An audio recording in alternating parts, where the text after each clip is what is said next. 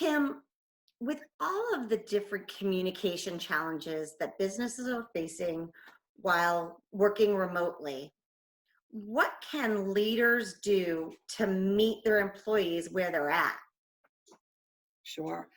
So what I have found is, and one of the things I think is important to know is there's quite a few facets under that communication umbrella. Now we're all leading remotely, we're learning how to do things that we've never done before. But one thing that I've been working with clients on, and I think you've gotten some questions on these things, is how do I work with the different types of folks? And one of the things that I teach them is I show them 4 different personality types. Now, this isn't an in-depth Myers-Briggs or DISC or one of the other many wonderful programs out there, but what it does is it gives you an opportunity to know who you are, but also the person that you're dealing with and how to best communicate for results. So, Reader's Digest version. There is, and I have my notes, so I'm going to look down a little bit. So there's a director.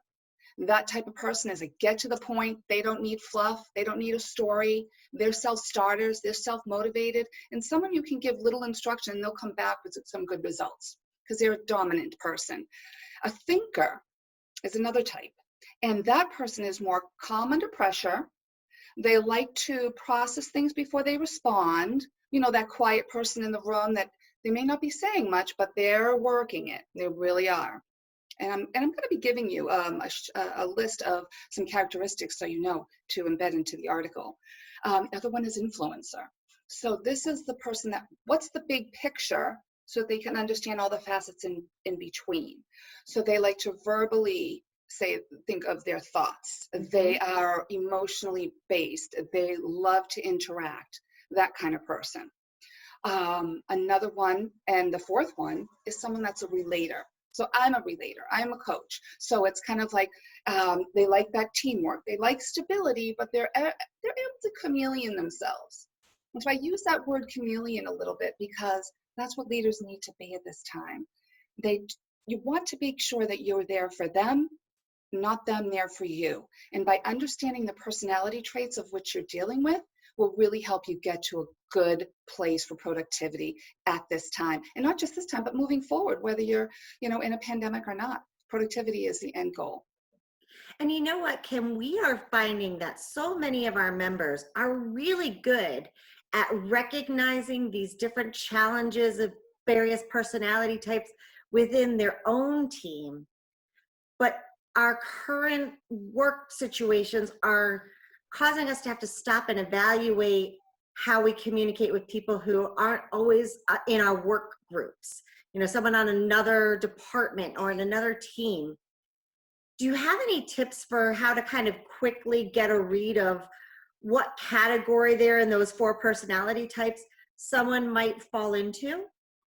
Yes. So sometimes it takes a little bit of experience in order to kind of backtrack and see how you can move forward. But start with just being informational. You'll get someone in an email that kind of responds and goes, yep, that'll be that director, that dominant type of personality.